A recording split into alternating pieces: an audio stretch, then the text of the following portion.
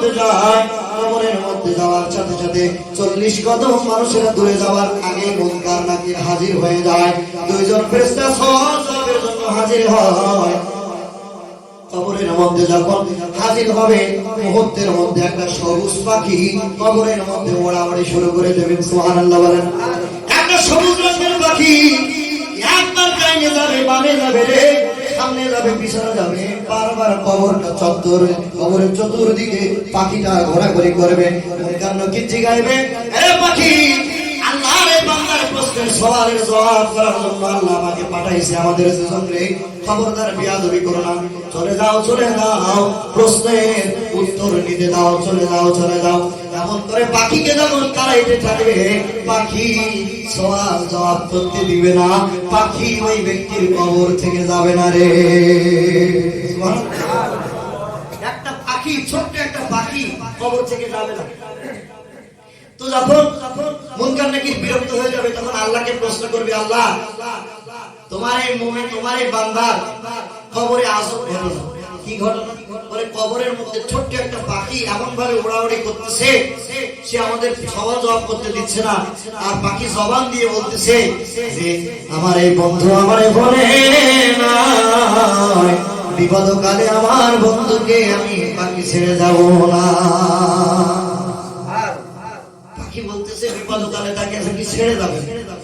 আল্লাহ তুমি একটু বুঝাই দাও, আমি কি সওয়াল জবাব করবো না আমরা কি উঠে আসবো? সওয়াল জবাব করবো না। আল্লাহ রাব্বুল আলামিন বলেন, ওই পাখিকে জিজ্ঞাসা কেন তার বন্ধুকে ছেড়ে যাবে না? সুবহানাল্লাহ বলেন। আল্লাহ কিন্তু সব জানে, কিন্তু ওই ফজিলত গুলো বাহির করার জন্য জিজ্ঞাসা। পাখিরে জিজ্ঞাসা, এ পাখি, কেন তুমি কবর ছেড়ে যাবে না? আল্লাহর বান্দার সাথে কি সম্পর্ক তোমার? কেন তুমি আজকে কবর ছেড়ে যাইতে চাইতেছো না? পাখি তখন চিল্লায় বলবে, এমন কারণে কি শোনো, এই ব্যক্তি আজকে কবরে আসার আগ মুহূর্ত পর্যন্ত প্রতি রাত্রে আমি আল্লাহর গোলাম, আমি পাখি নয়, আমি পাখি নয়, আমি হলো সূরা মুল, আমি হলো সূরা মুল, আমি হলো সূরা মুল। আল্লাহর 30 পারা কোরআন শরীফের মধ্যে 29 পারায় আল্লাহ একটা সূরা রেখেছে, ওই সূরার নাম হলো সূরাতুল মুল। ওই সূরা মুলকে এত ইজ্জত এত দাম, আল্লাহ বলছে যদি কোনো ব্যক্তি প্রতি রাতে সূরা মুল তেলাওয়াত করে, আল্লাহ বলে ওই তেলাওয়াতকারী কোরআনটা কবরের মধ্যে বন্ধু হিসেবে সবুজ রঙের পাখি হয়ে যায়। প্রতি রাতে যদি সূরা মুল তেলাওয়াত করে, আপনার কবরে বন্ধু হিসেবে সূরা মুল পাখি হয়ে আপনার সামনে দাঁড়ায় যাবে, সওয়াল জবাব আপনার উত্তর দেওয়া লাগবে। সুবহানাল্লাহ বলেন।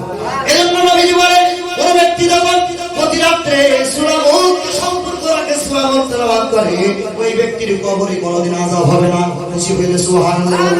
ওই ব্যক্তির কবরে আযাব হবে না, ওই ব্যক্তির সওয়াল জবাব নাই, ওই ব্যক্তির কবর অন্ধকার হবে না, ওই ব্যক্তির কবরে আযাব হবে না। বিনা হিসাবে কবর হলো প্রথম মঞ্জিল, প্রথম ঘাঁটি। আল্লাহ বলে সূরা মুলকে এত ইজ্জত, এত দাম, এত সম্মান আমি রেখেছি, কিয়ামত পর্যন্ত যত মানুষ সূরা মুলকের প্রেম নিয়ে কবরে ঢুকবে, আমি আল্লাহ প্রত্যেক ব্যক্তির কবরের আযাব বন্ধ করে দিব।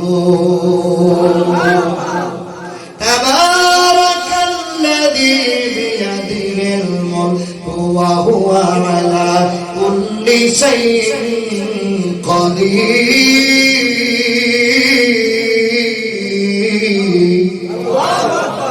শুধু তাই নয়, কবরে আপনার আযাব হবে না। তেলাওয়াতে কোরআনের কারণে, সূরা মুলকের কারণে ওই ব্যক্তি সেই দিন যখন হাসরের মাঠে দাঁড়াবে, আল্লাহ বলবে হিসাব দাও, হিসাব দাও, তোমার গোটা জিন্দেগির হিসাব দাও।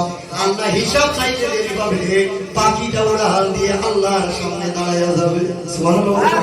আল্লাহ হিসাব চাইতে দেরি হবে, সবুজ রঙের পাখিটা আল্লাহর সামনে দাঁড়ায়া যাবে। ছোট্ট পাখি যেমন খাঁচায় বন্দী রাখলে কিচির মিচির শুরু করে যায়, আসল মাঠে আল্লাহর আপনার সামনে পাখিটা দাঁড়ায় আল্লাহর সামনে দরখাস্ত করবে, রে মালিক, যারে তুমি প্রশ্ন করবা, যারে তুমি জাহান্নাম দিবা, যারে তুমি হাসরে হিসাব দিবা, আমার উপরে দাঁড়াইয়া দাঁড়াইয়া সূর্যের তাপের মধ্যে, ও মালিক শুনে নাও, ও মালিক, আমি পাখিরে তোমার মতো কেউ আমার চেনে না, আমি পাখি তো পাখি না, আমি হলো তোমার কালামুল্লাহ, আমি পাখি হইল তোমার কালামুল্লাহ, আমি আমি হইল তোমার কোরআন সূরা মল। আমার বন্ধু কবরে আমি তাকে আযাব হইতে দেই নাই, আমার বন্ধুরে কবরে আমি ভুলি না। আমি চাই আমার বন্ধু হাসরের মাঠেও যেন কোনো কষ্ট না থাকে। হাসরের মাঠ শুরু হয়েছে, সবাই ছোটাছুটি করতেছে, আমার বন্ধুর কষ্ট আমি দেখতে পারি না। গো আল্লাহ, আমি বইল শোনাবুল, তোমার বন্ধু জবান মোবারকে বলেছে আমার ইজ্জত আমার মর্যাদা। আল্লাহ এই কোরআন শরীফ ইজ্জত আর মর্যাদা তোমার বন্ধু বলেছে। আজকের এই কঠিন মুহূর্তের মধ্যে তোমার এই বান্দারে আমি পাখি সুপারিশ করলাম, তাকে বিনা হিসাবে জান্নাতে দিতে হবে। আপনারা শুনলে আশ্চর্য হবে, হাদিসে ভাষাটা এমন আসছে, আলেম আছে, হাদিসে ভাষাটা এমন আসছে, পাখি আল্লাহর সাথে তর্ক শুরু করবে। আল্লাহর সাথে কি করবে? তর্ক করা শুরু করবে। এক পর্যায়ে তর্ক করতে করতে তার বন্ধুকে জান্নাতে নিয়ে যাওয়ার জন্য স্বয়ং আল্লাহ রাব্বুল আলামিনের সাথে তর্ক শুরু করে দিবে। আল্লাহ এক পর্যায়ে বলেই ফেলবে, যা যা যা, তোর সাথে সম্পর্ক করার কারণে আর কোন তর্কে আমি জড়াবো না। যা যা, তোর বন্ধুরে যেই জান্নাতে খুশি সেই জান্নাতে নিয়ে উড়াল দিয়ে দে।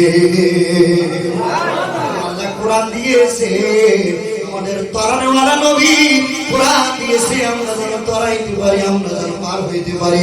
ওই কোরআন বাদ দিয়ে যা কিছু ধরতেছি সব কিছু জমিনে থেকে যাবে। কোরআন আঁকড়ে ধরলে আল্লাহ বলছে এই কোরআন আপনাকে জান্নাত পর্যন্ত পৌঁছায়া দেবে।